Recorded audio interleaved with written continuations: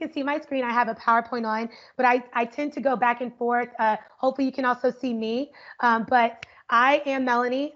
This is going to be, again, talking about self-care during this time of social unrest, social justice, all of this that's going on in the world and in our communities and so on. So I teach kinesiology here at Trinity River, and I came from teaching at Northeast as an adjunct. And so I teach here now. I'm a certified personal trainer, and I do a lot of things in the community with regards to self-care and health. And yes, I see that picture. Yep. But self-care and health and making sure that we can de-stress. I see a lot of the issues that we have. I've worked in corporate wellness. I've managed a couple gyms. Let's see, people are coming in. I've been just in and out of the wellness and fitness and kinesiology industry. And what I see as a common theme for a lot of the health issues that we have, it stems from stress. And that stress stems from like the way that we communicate with each other or the way that we interpret messages. So before I jump in, or actually I'm jumping in, a little bit about me is my undergraduate was in advertising, actually.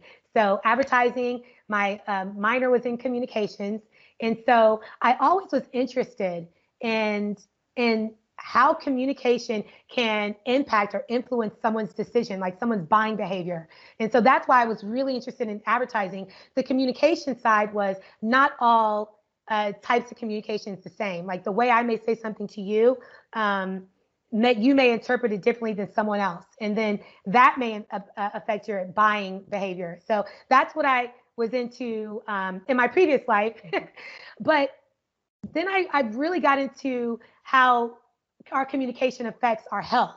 And so kinesiology, I've always been, teaching classes or been a fitness instructor or something of that nature. But being in the corporate wellness setting and being in like gyms and some of the medical fitness settings that I've worked in, it's interesting that just something that someone sees, a person, an image, something that they listen to can literally increase their blood pressure, right? It can make their heart rate go up.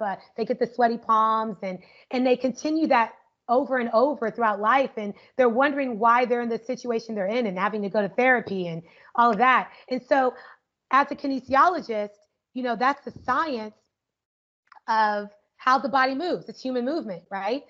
Well, I'm interested as my focus is exercise psychology. So I'm interested in, if we're supposed to be moving, what exists that stops us from moving? What are those barriers? And let's get those out the way. And so coming from a communications background and then also doing kinesiology, I've always seen they go hand in hand. They do. So let me jump into it and we can start doing things in the chat, okay? So let me ask you. So we're here. I mean, you decided to join me today, which I appreciate, on this breakout session. We're talking about social justice. We're talking about, the pillars like access to healthcare and equity and all of those different things. There's so much going on. I want you to tell me in the chat, what is going on? Like just in 2020, what images do you see? What do you hear? Like, tell me what's going on, like that you've seen so far. So the chat is open. What is on everyone's mind or what's on your mind? What are some hot topic issues? And again, we're using the chat. So I see injustice from Maribel, which is true. So much increase in hate. Marie, you're right. Like I'm talking just in 2020. Like, has this not been the longest year ever? I'm like, can we just get to Christmas? Can we please? Can we get into the next year? Let's see, what else y'all have? Intolerance for different opinions. Yes, Yvette. Yes. Black Lives Matter. That's been a thing that's been up this year. What's the flip side? We've seen a lot of All Lives Matter, Blue Lives Matter. What about the mask versus no mask debate? Oh my goodness. Those are some fighting words, right? So those are all things that people are passionate about in 2020. And I don't say that we shouldn't. Frustrated people. That's pretty much the end of it. The beginning and the end of it, Janaea. Yeah. I hope I'm saying your name right. So I love that you guys are saying this thing because it's true. Yes. Let me go on to the next. Oh, I have music playing. Let me go to the next thing. So then Ooh, Maribel, no respect for humanity from certain humans. Right. But the thing is, everyone has a story. Everyone, they feel this way because of this, right? So here's my question to you. How do you stay informed on these issues? You all are saying, I see BLM, I see frustrated people, intolerance. How do you know this? How do you know this is happening? Do you get your information from social media, whether it's passive or active? Do you get your information from news sites? Um, like on social media, like do you watch CNN on social media or Fox News, or do you go to the websites themselves?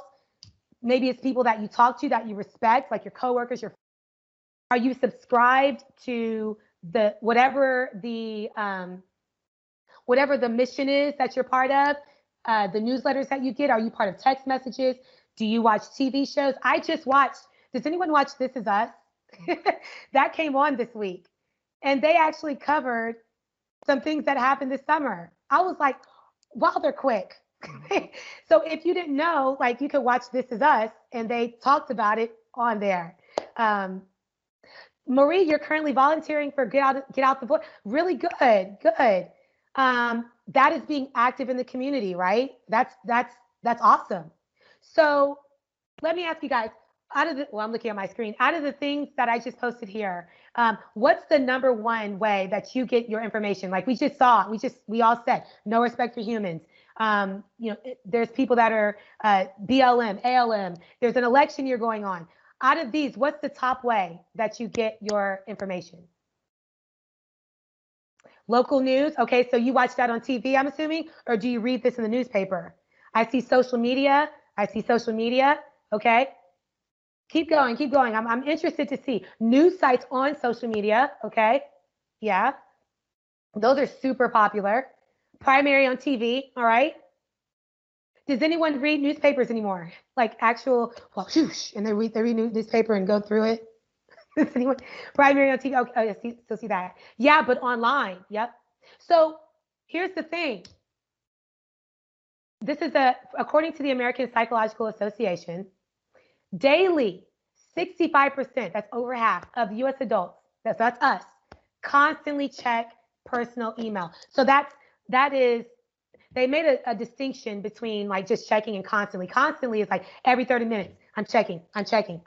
Like I'm looking on my computer, I'm checking my email. There's this, I need to be in the know, right? There's this feeling, especially if it's about an issue that you care deeply about, right? That's how you decide which news station you're going to follow. It's kind of what stuff they're putting out there. Another one, 52% and 44% check texts and social media, and 28% about work emails. But that's saying that over half of us are checking constantly our personal email, our text messages, and our social media. Is that a surprise to anybody? Because I know I know sometimes I'm guilty of that. I find myself just checking to where I'm like, let me just turn my phone off or let me turn it down, right? So that means something then. That means that these are viable sources of information, right? If we are looking at our personal email and we're looking at our text messages and social media, that is, we got to be careful about how that affects us, because that's how we get our information. I mean, we said it right here in the chat. So let me go to the next thing. All right. So then let's talk about communication, because one, affect and effect, a lot of people get these mixed up. I've been guilty of that as well. But it's important because, again, if we are influenced by things that we see on TV, online, in social media or whatever, then we need to make sure that, who the influencer is and if we really trust them. So an affect is essentially a verb. It's a doer. It's an influencer. It's an impactor. The effect is the result of that change. So I have a cute little GIF here. I hope you guys can see it. But you see a guy who's literally trying to push this lady off into the water. And she said, not today. And then she pushes him into the water.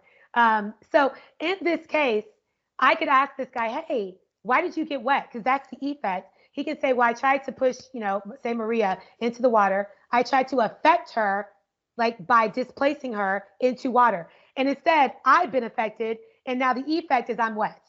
I hope that makes sense, right? So sometimes, and I know we've probably seen this before, but there are people that will try to push someone or displace someone or influence somebody one way. And that person is unmoved. They made their decision.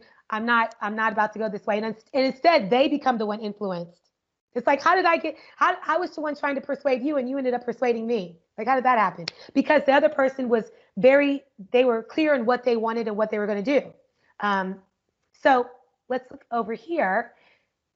Influencers now come in multiple different ways. YouTube, uh, Instagram, our news sites, right? And so we have to make decisions based on what they say. Am I going to block them? I don't like what they say. I'm going to block them. Am I going to love what they say? Am I going to share what they say? How am I going to interpret what they do? Because that can affect my well-being, what I do with that information, right? So I have an example here because, it's the fitness industry for me. So Jillian Michaels. How many of you guys know who Jillian Michaels is? If you know, put like yes or me or raise your hand or do something. Let me know. Most people have heard of her. All right, Maribel knows her. Yvette knows her. Janan knows her. Okay. So she was big on, I think it's The Biggest Loser. But beyond that, she's been, in several different spaces in the fitness industry. And she's a huge influencer, whether she wants to be or not. So she, if I give an example, is the effector because she influences and tries to promote healthy well-being. The affected, let's say that's me, I say, okay, I like that message. I like what she puts out there. So I'm going to purchase her videos and then I'm going to do them. I have made a decision based off what she's presented to me. The effect of my decision is that I've maybe lost 30 pounds.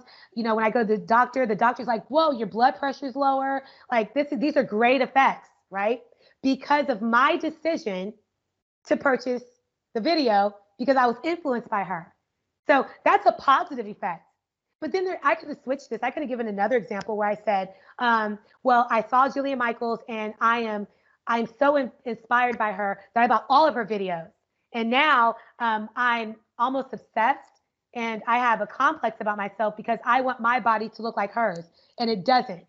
And now I need to go and get on other weight loss things. And now it's consuming me. So now I got to go to therapy. And now the therapist put me on some pills. And now those pills give me side effects and I got to get pills for the other pills. Like it just keeps going. So it depends on, all she did was her job. She's like, look, I'm just telling you what it is.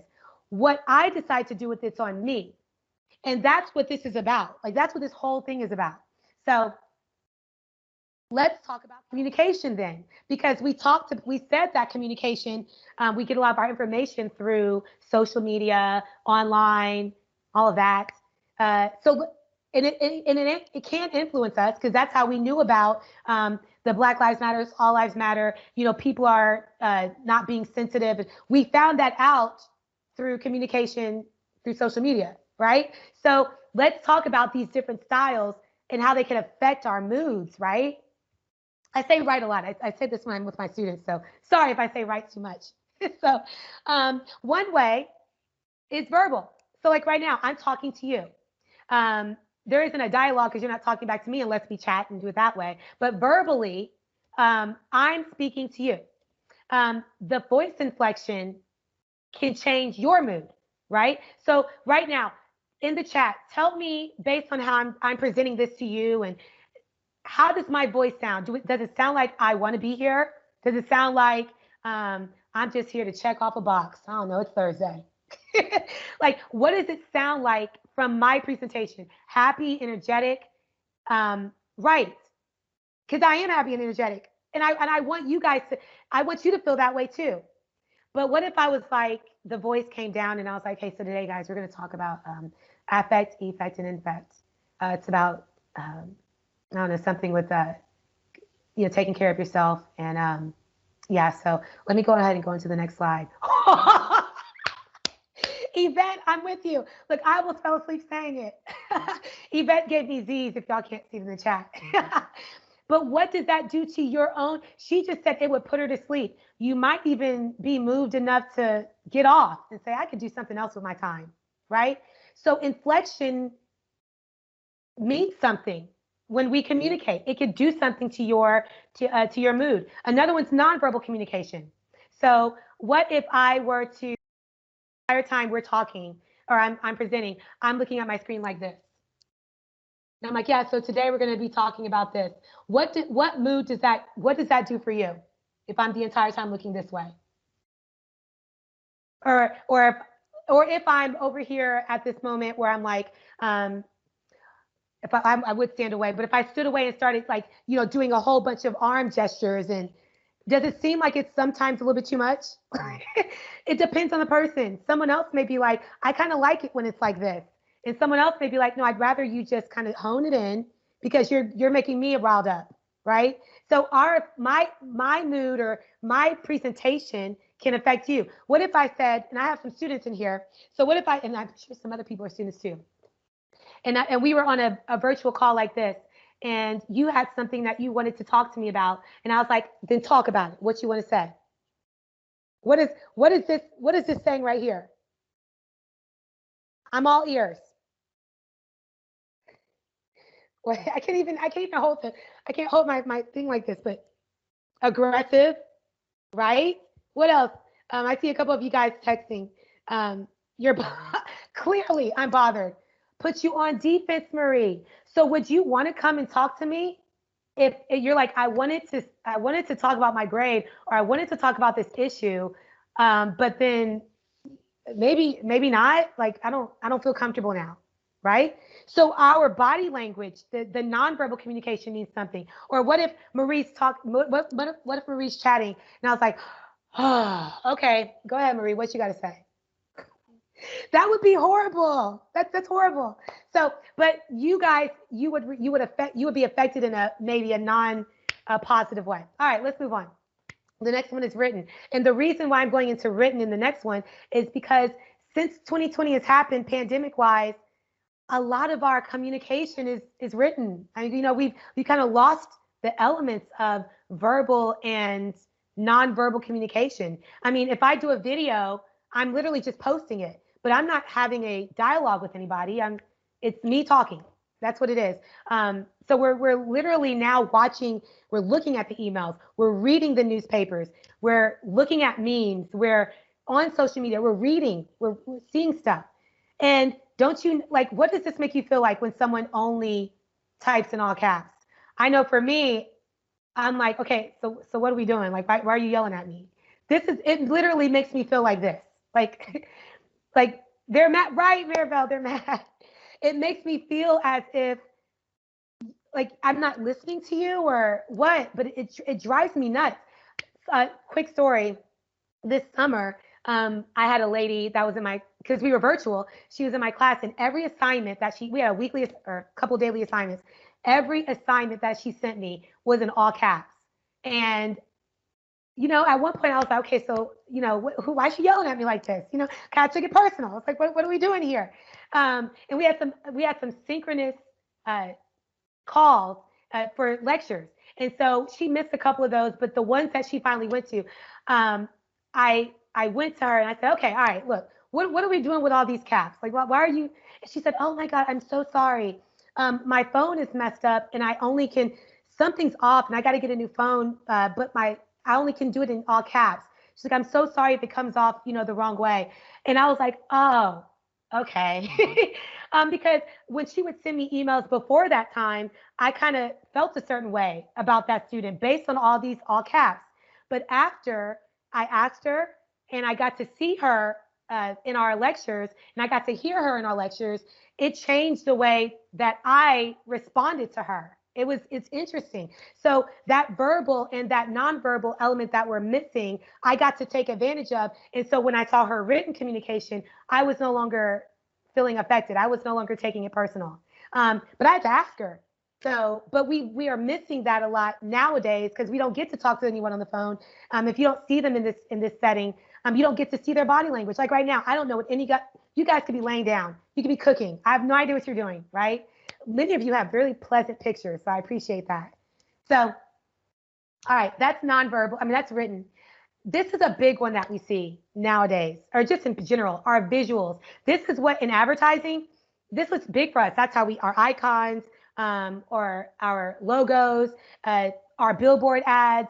I mean, all of that was influencing you, hopefully, when you drove down the street, when we did a product placement in an advertisement, or in a TV show. Like, we were hoping that someone would be influenced to do something with what we presented. So visuals mean something, because that's what we see when we go up and down the street. What do y'all see in your neighborhoods right now when you're driving up and down the street? What visuals are out there, or around the neighborhood, in people's yards, maybe out, in front of their house?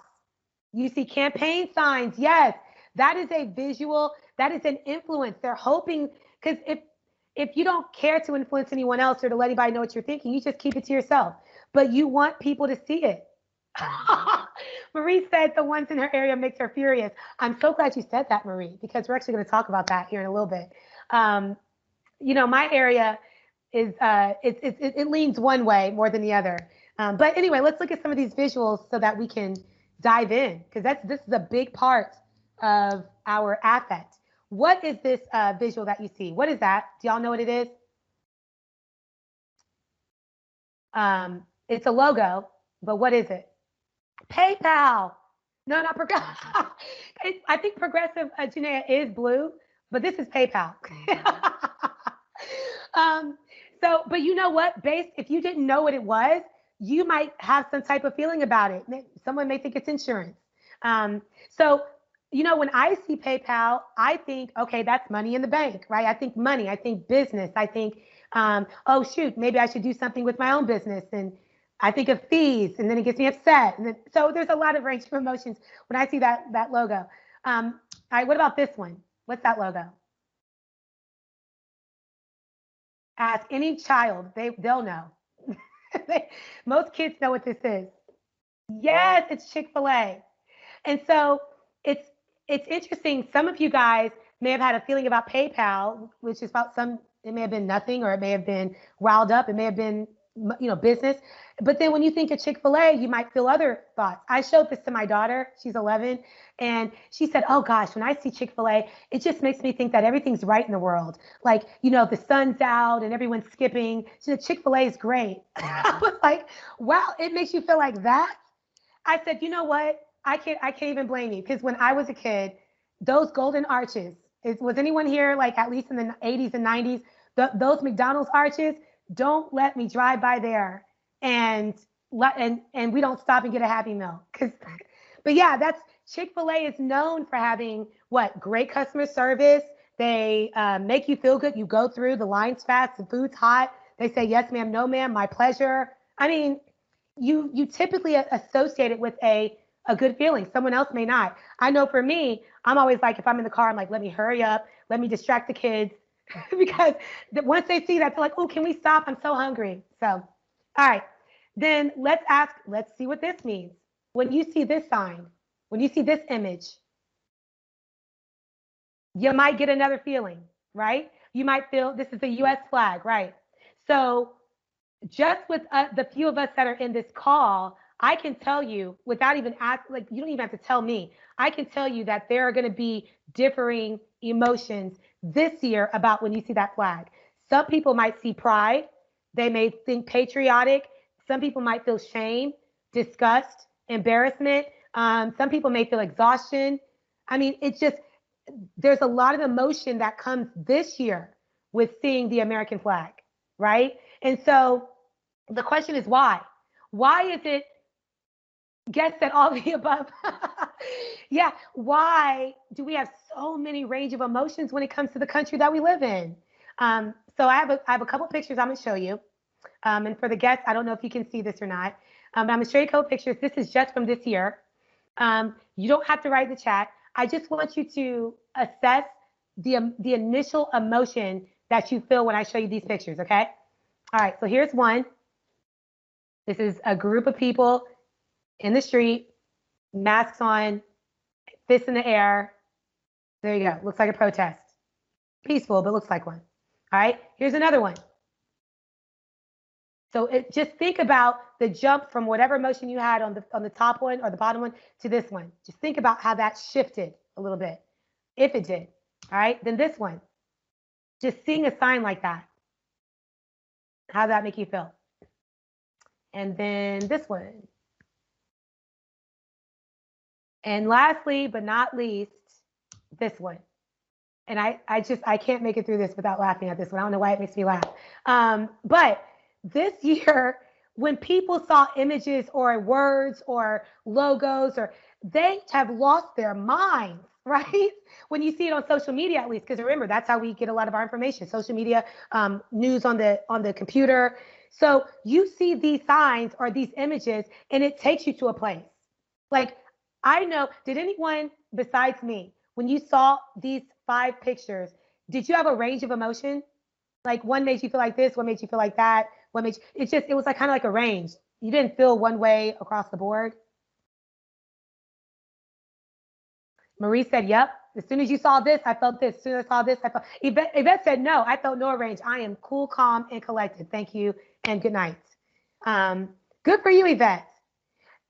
So what we see across the board, a range of emotions for Maribel, what we see across the board is that people tend to find that when I see this thing, or when I hear this thing, or when I read this thing, I get this emotion. It could be good, it could be bad, but I get it. Now imagine seeing this or this throughout your timeline all day, in your emails all day. So whatever emotion you felt that you had, it's like this times 10. I kind of feel like I'm in one of those action movies, right? You'd ever watch an action movie and you're like, oh, you're holding onto the chair. Then you're like, what's going to happen next? Then you're like, oh, no, I don't want to see. Like, you're the entire 2 hours. You're like, oh, my God. Or the, Janae said, or the Hunger Games. Yes. You're like, what is going on? But you're like, you're on the edge of your seat. That's how this year has been for a lot of people.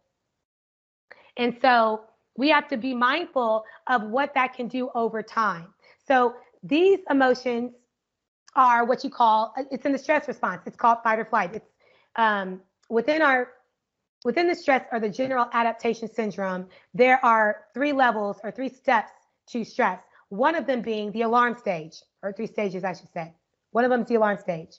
So that's when your fight or flight jumps off, like, oh man, am I going to get riled up? Or am I going to just let this go? Am I going to sweep it under the rug? What am I going to do? So when you saw these signs or these images, or now 6 images, you had, oh, shoot. Yvette, let me see what Yvette said. I feel if you look for the positive, you will find it everywhere, and vice versa. This is true. This is true. You have a good sense of taking care of what you want to take into your own well-being, right? If you're saying, I'm going to look for the positive, then I'll find it. And if I'm going to look for the negative, then I'll find it. If that's the case, I wish that we could spread that around to everybody else. I just wish you could, but that's not what's happening. It just isn't. And so that's why things like this are important, especially as we talk about social justice. You're putting your fist in the air. You've got to take care of yourself. So I love what you said, Yvette. So this first response that we get when we see the sign, that image in the street, whatever, is that, oh, shoot moment. And then that's when you get those dilated pupils. You have that increase in terms of hormones of cortisol, that increase of adrenaline. Yeah, that's that rapid heartbeat and rapid breathing and trembling. Have you ever been to the point where you're like, I'm shaking, I'm so upset, I'm shaking? It happens. Pale or flushed skin. Ooh, money is made from our emotions. We don't want to go there. We don't want to talk about that. But it is true. It is true. So some other physiological responses to when we have these immediate emotions. Raised hair on the arms. Again, think about being in a scary or action movie. Increased sweating, dry mouth, slow digestion, so your stomach gets all messed up, muscle tension, and then feelings of hopelessness and powerlessness. That's going more into like the mental and emotional aspect of it. So that's just initially speaking. That's that fight or flight reaction of, am I going to go for it? Or am I going to let it go? But continue this. Continue scrolling. Continue reading these things that get you riled up. And these are some of the chronic symptoms of stress. Chronic meaning lasting a long time. You have trouble concentrating. Has anyone had any of these ever? Because I know I've had, especially trouble concentrating, or skin irritations, or muscle tension where you're like clenching your jaw. You get a lot of tightness in your neck area, anger, stomach problems. These are signs or symptoms of chronic stress. So what we saw was as an initial response to your that moment of what you saw that sign or read that article or saw that person, you continue that, then you're going to get these types of symptoms. And here's the thing, and I have it listed right here. You have this stress, you have these symptoms, but what if you don't have a way to do anything with it? Like you don't have a healthy coping mechanism. You find a way to deal with it in a negative way, right? You're going to probably engage in some risky behaviors. So like, for example, if I'm about the cause, right? But I'm realizing I'm fatigued. It's all right. Well, I'm just going to take me some extra caffeine so I can stay up. And then I find that I'm like slightly addicted to it because caffeine's highly addictive. Okay, what's all right? Well, now I'm more anxious. It's okay. I'll just go to the therapist now and or the psychiatrist. I'll get some pills. All right. Well, I'm angry. It's all right. Well, I got to go for the cause. And I'm realizing that all my friendships and my relationships are breaking down around me. But it's okay though, because I have social media and I'm popular on there. So it's okay if I don't have anyone actually at my house or around me that wants to talk to me because I have people who like what I post. So it's all right. And so on and so forth, to the point where we start to develop hypertension, which is high blood pressure, excessive fat, which we don't want that if we are trying to get away from cardiovascular disease, right? That's one of the main things that will get us into chronic diseases is excess fat. Smoking, drug use to cope with all these symptoms. Like I see it. I'm sure you've seen it before. I've seen it with my students that are, especially this year. I've had so many students come to me that have told me that they are having a substance abuse problem. They're having a mental health problem. Like it's gotten worse. Alcoholism and so on and so forth. Just this year because of all of what's going on. So if you keep that up, you're going into chronic disease mode. That's diabetes, coronary heart disease, and so on. And then early death. So if we could get back to these symptoms and find why is this happening, that'd be great. So I'm going to move on to that. I wrote here that the same image can evoke different emotions in different people. Some people might see a political sign and say, I love it. Yeah. And someone else may say, I feel like throwing up. Every time I go past the street, I just want to just light it on fire. Like it takes you to that point. So now it's important to understand why. Why does this image, that person, this podcast, those people, this thing, why does it make me feel this way? Especially knowing what we just talked about, where if I continue having this increased heart rate, or if I continue, stress eating, or why don't I do something about it? Well, let's talk about it. We're talking about social justice this week. We've been talking about it literally this whole year. Yeah, light on fire. It was a little dramatic. It was a little dramatic. We have to think when we're talking about these issues, it's passion, right? These are passion-based issues. This is stuff I've been through before, or I know people that have been through it. You're not just talking about, oh, I want a purple water bottle instead of a blue water bottle. No, we're talking about like livelihoods and changing livelihoods. And that image right there is the opposite of what I believe in. That's what we're talking about. And so because of that, and because of a lot of the emotions that we deal with, they stem from hurt, right? Because they do. I mean, a lot of it just stems from hurt. You've been hurt or you've seen someone hurt. Then this comes up. I say, hurt people, hurt people. Has anyone ever heard that before? Hurt people, hurt people. So a lot of the stuff, Janae, that's good. So a lot of people, influencers wise, that you see, or a lot of the messages that you hear, it comes from their passion is legit to them, but it comes from a place of hurt or misunderstanding, anger, not dealing with whatever they've dealt with. Just know that. Like I've been there before where I got to check myself. Like I feel like I'm really being pessimistic about a lot of things. And I'm like, why is that? I got to go all the way back and evaluate myself. Oh, Paul, it's your first time? Well, there you go. But it does hurt people, hurt people. And sometimes it's intentional. Many times it's not. You don't even realize it. So this is one of the things it's kind of a rhetorical question. I asked my daughter and she felt one way about it. But are unhappy people using social media, or does social media use affect our happiness? What say you? Do you think that there's just a whole bunch of just unhappy people on social media, on computers, or do you think that the more time I use it, the more it affects me and my happiness and my well-being and my self-worth? A lot of people say both. Yeah. Here's some stats for you. Let's see, Maribel. Social media makes us unhappy because of comparison. It's easy to compare on social media. It's so easy, even if you don't want to. Six of Yeah.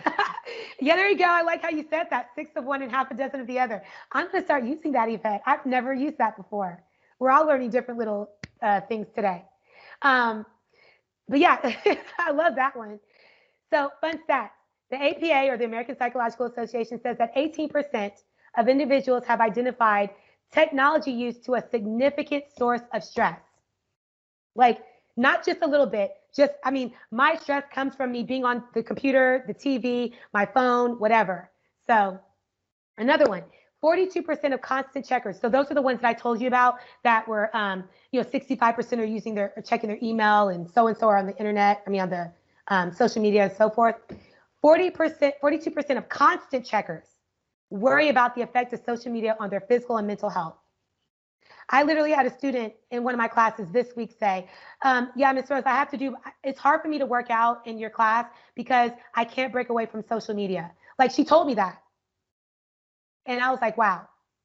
But I was like, you can do both. I mean, I was like, why don't you just put your phone down as you do your push-ups? Then you can look at it. But yes, Marie, that's good for self-care, putting blockers on. Yvette, that was your grandpa's favorite. I'm so going to write that down. Six of one and half of a dozen. I love that. But yeah, 42% of constant checkers worry about the effect of social media on their physical and mental health. And then the University of Pittsburgh School of Medicine, the more time adults age between 19 and 32, so like a lot of the people that are TCC, students-wise, spend using social media, the more likely they are to be socially isolated. Have you ever been in a room with people and all they're doing is they're like this? It could be a waiting room at a doctor's office. It could be at church or wherever. Like, have you ever been someplace and there's people around, but they're not really gathered really together. They're all checking an email on their phone. I was just at Firestone getting my card looked at, and I had my notebook preparing for this. So I was writing, and I looked around, and every single person, even the people at the counter, were on their phones. Jeanette says, I'm a constant checker. I have read that social media creates ludic loops where you are lulled into a state of near tranquility. Yes, it does feel lonely. That was one of the quietest rooms I've been in. I mean, especially since we've been virtual for a while, was being in that place where everybody was silent. I was like, wow, but everyone's not really silent because they're on their phones. So if we're looking at social isolation, it kind of goes back into maybe some people are unhappy, some people are lonely, and the only way they get social interaction is through social media. And the way that you are, or through their email newsletters or whatever it is. So this is why health is important. Taking care of yourself, regardless of what's going around you. Because the old definition said that health was just simply an absence of disease. Now, I know we all can agree that there are some people that don't have a disease, but we know they are unwell, right? Just by the way they talk or the way they interact, it's like, wait a minute. But they don't have a disease, though. So the new definition, or the modern definition, it's been around, is that it's a state of complete physical, mental, and social well-being. So that's physical health, mental health, and social health. And a lot of us, especially in the kinesiology area, this is off. There's a lot of people that are not physically well. Like, that's something that we keep working at. That's why we still exist in the kinesiology area. Mental health, that's on the rise, right? There's more and more people that are finding that they need to go to therapy or have someone to talk to, or because certain things, especially social media, or just the way that we see our signs and symbols, it's affecting how we internalize it mentally. And then the last one being social, in which we talked about that. What we see, what's presented socially is not always what it is. So we have to consider the source, right? We have to consider who is or what is influencing us. Why does it have so much weight in our lives? Why does it take so much real estate in our brains and in our hearts? It shouldn't. So consider the source. Who knows who this is? Anybody know who that is? Please don't age me. Please tell me y'all know who this is. Because when I go teaching to my students, some people are like, I don't know. And I'm like, what do you mean you don't know? Prince, Marie, please tell me. He is, well, technically, he is the Prince of pop, right? Yes, that's Michael Jackson. But you're right, he is the Prince of pop. So this is Michael Jackson around the Thriller days, early 80s. And so he was an influencer. People loved Michael Jackson. I mean, people would fall out at his concerts. So let's just imagine Michael Jackson's a friend of yours on social media. His poster was on your wall. Yep. He was everywhere. He could do no wrong, especially during this time. So, but yeah, so imagine he's the guy that you're reading his newsletters. He's the one that is on the news channel. He's the one that you follow on social media. You follow his page, right? You respect him. Y'all have kind of like the same mission. But what if you find out that the people that he hangs out with look like this? Because if y'all saw Thriller, y'all know what eventually happens. He ends up getting consumed. And you saw the Moonwalk live in person. All right, now you're showing off. Good for you. But like, what if you found out this person's going to eventually be consumed then? I mean, in the video in Thriller, he ends up looking like this anyway. Pretty scary. So this is my question to you.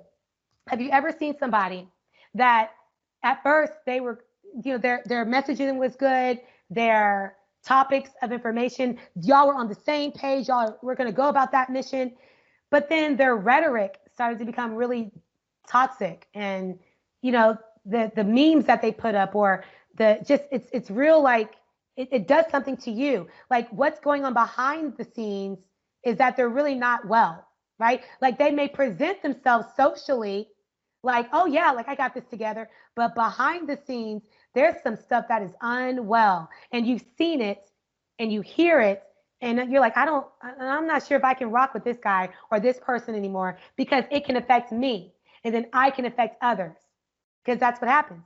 I mean, remember, let's go back to affect, effect, and infect. I mean, affect is the doer, the influencer, the agent of change. They impact, right, your decision making. The effect is whatever you do with that decision. Do you decide to go with it, or do you decide not to? The effect is the result of it. But what about that infect word? Because I mentioned that. Well, the definition is to taint or contaminate with something that affects quality, character, or condition unfavorably. So think about what I just talked about with chronic stress.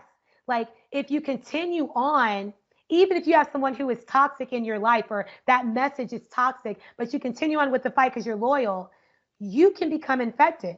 Like you can literally become diseased because of the decisions that you make. So I always say, I want to make sure that I'm taking care of me first, because I don't want to be spreading infection in my community. I mean, I'm in this industry. These issues are worth fighting for unless you're going to die for it. That's a good question, Marie. It's worth fighting for, but I'd rather you be well first. Take care of yourself, then you can take care of the issue. If you die while doing the issue, then what's the point? Like, take care of self. And so that's why I'm not saying get rid of the issue, but maybe the people you're rocking with needs to go. And then maybe you need to go somewhere. You need to go with another group, or you need to find a different way to push the issue, because they're infecting you, and then you can go infect someone else. So I always say, like, I love what the mission is, but I'm not going to put myself at risk for the mission, like health-wise. Like, okay, you go out to a peaceful protest, that's one thing, and things happen, that's one thing.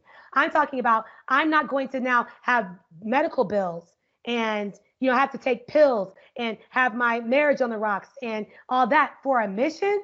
Oh no, But that's me, right? So I always have to think there's some self-reflection that needs to go on. Number one, and these are things I ask myself. How do the actions or of others affect my mood and behavior? So when I see the sign, when I hear that talk, when I see this person wearing whatever the logo is, how is that affecting my behavior? Am I moved, or am I going to be like Yvette and be like, nope, not going to bother me? Because I'd rather be like Yvette, right? But I need to assess it. Number two, what lasting effects on my health are there from my mood and behavior? So whatever I do with what I see, so my behavior from that behavior, what's going to happen? Am I going to have to start going to the doctor more? Am I going to lose sleep? Am I going to get sicker more often because I'm not regenerating my white blood cells because I'm losing sleep? Am I going to gain a lot of extra fat because I can't exercise because I feel like I'm so tight with my muscle tension? I have to think about these things. Number three, how do I influence others around me? So, based on the effects, am I angry? Am I going to go and angry text people and send out these newsletters of fear? And am I going to put signs all around my house or in front of my house to let people know that I'm about this cause? And even if it's something that's divisive, because then the question is, am I infecting my community, or am I contributing like wellness to my community?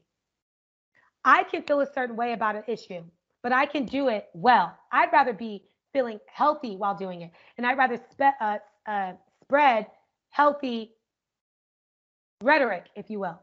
Have y'all ever seen this? It's basically some pretty decent fruit, and then you put a rotten piece of fruit with that fruit. What's going to happen? It rots the other fruit around it. So, like in this situation, like let's just say this is the mission. We're all in the same boat right here in this white bowl. And then this person right here jumps in with all of this negativity. And again, maybe it's hurt people.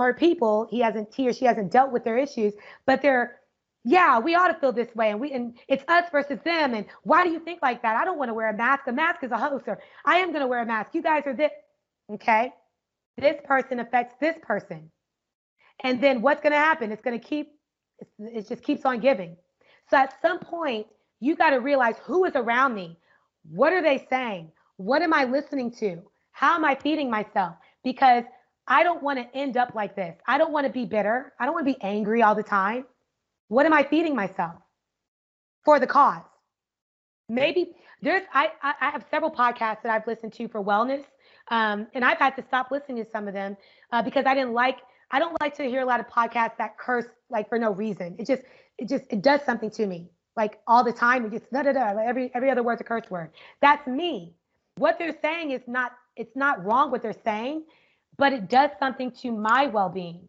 So I had to stop following some of those wellness podcasts, and then I just find other podcasts to follow or listen to. So what we also need to be mindful of is, are we this person, right? So if I'm angry or if I'm upset, and am I spreading that to somebody else? Am I sharing that same rhetoric with them? The way that I've been giving it to me. So these are just things for you to think about, because it's effective. If I go home and I yell at my kids every single day and I'm yelling, what are they going to do? They're probably going to go to school and, number one, either start yelling at their friends or be a product or a product of bullying. My daughter, I've seen it. There was a time in my life where I was so stressed out that when I got home, I had very little patience at the house. And why is it messed up? Why aren't you guys doing this? Why? And I was literally, I didn't realize it until my daughter said something, but I was always yelling. Now I talk loud naturally, but I was always yelling.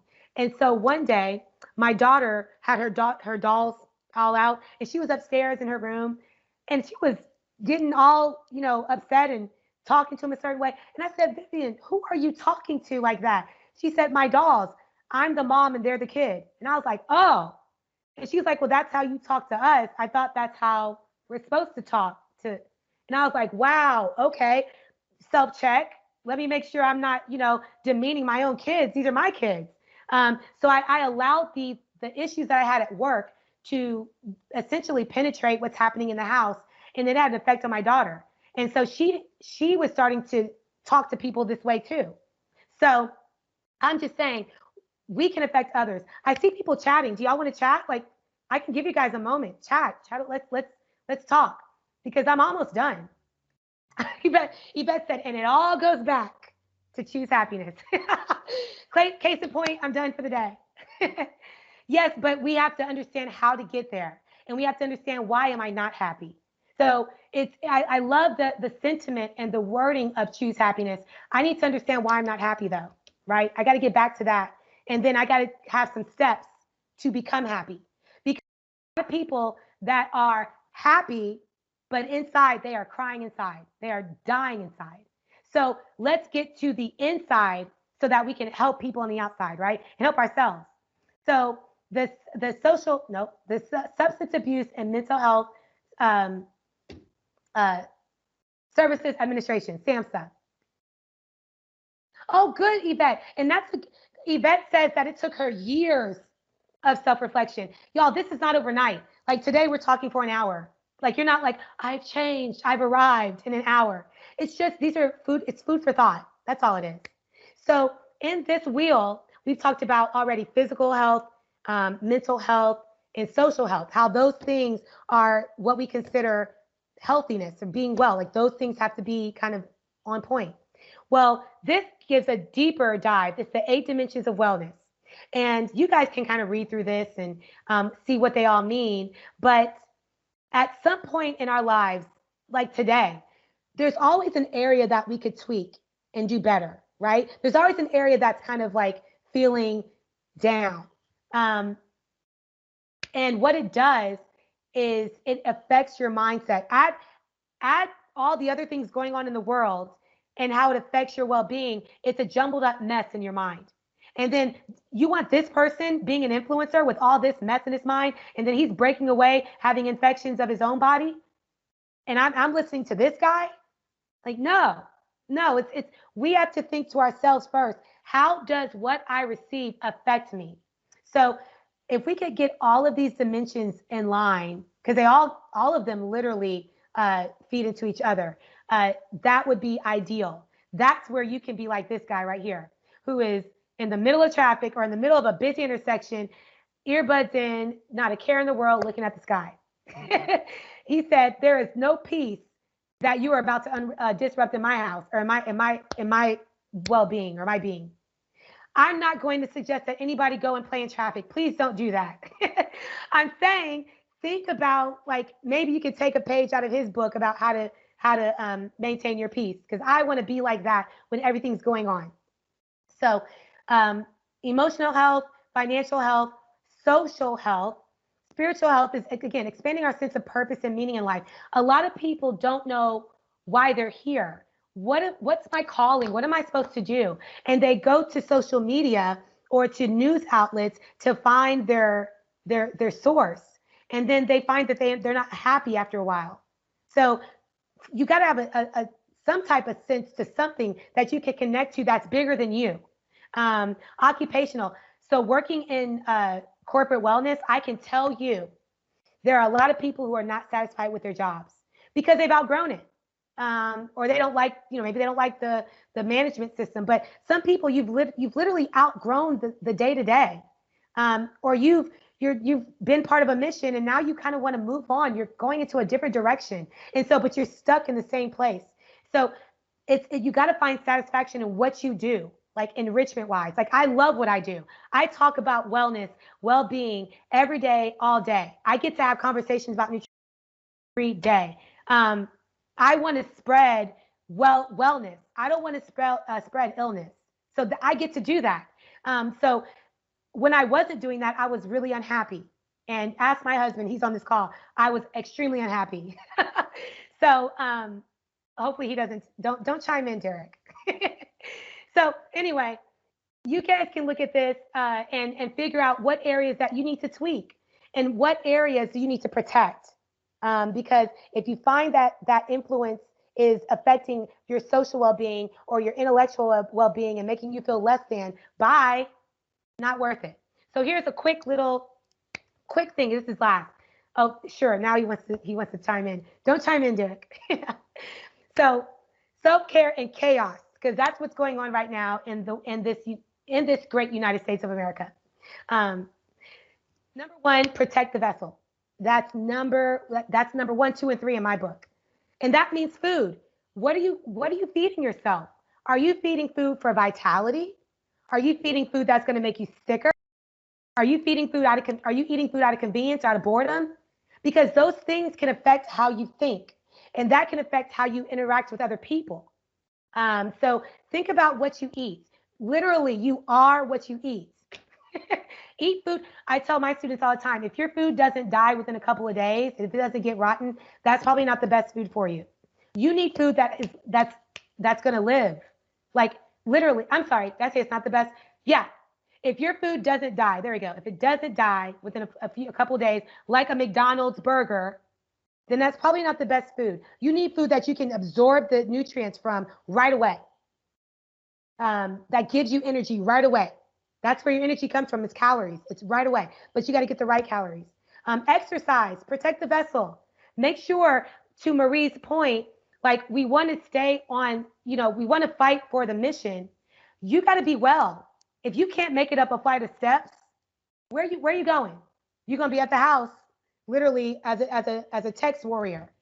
But if you want to be out there like Marie is, who does, helps people with voting and all that, you got to be in good physical health as well. So exercising is important. It's important for clarity of mind. It's also important for getting good sleep, for blood flow. So I encourage you all after this call to get up and move around and then sleep. So yes, a lot of problems. Do you know a lot of times I'm like, just go to bed. Have you ever seen a child that's just they're crying, they don't know why they're crying, they're anxious, they're delirious. And you're like, just go to sleep. Just go to sleep. And they wake up and they're fine. So we're like that as adults.